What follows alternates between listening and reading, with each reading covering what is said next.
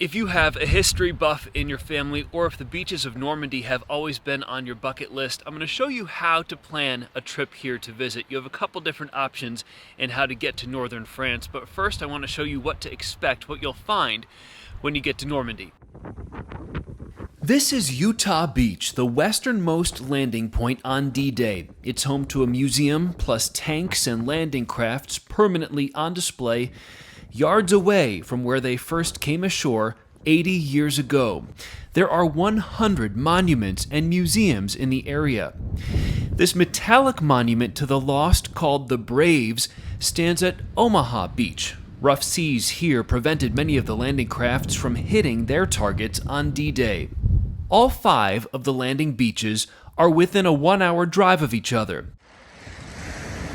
Standing on any one of them, you'll be hit with both the level of sacrifice and also the physical challenge of arriving on the sand, then having to scale some of the sheer cliffs.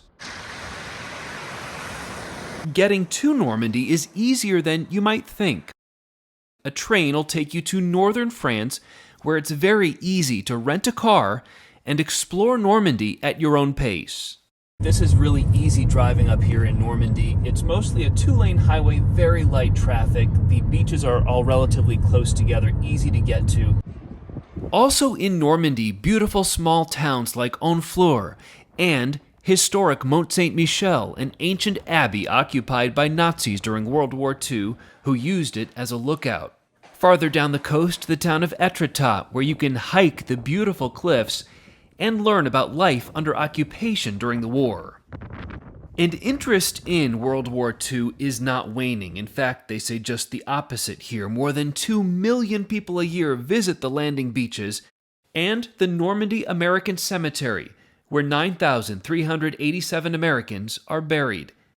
I hope I've shown you that a trip like this is doable. Just take some planning. I'll see you back in Phoenix.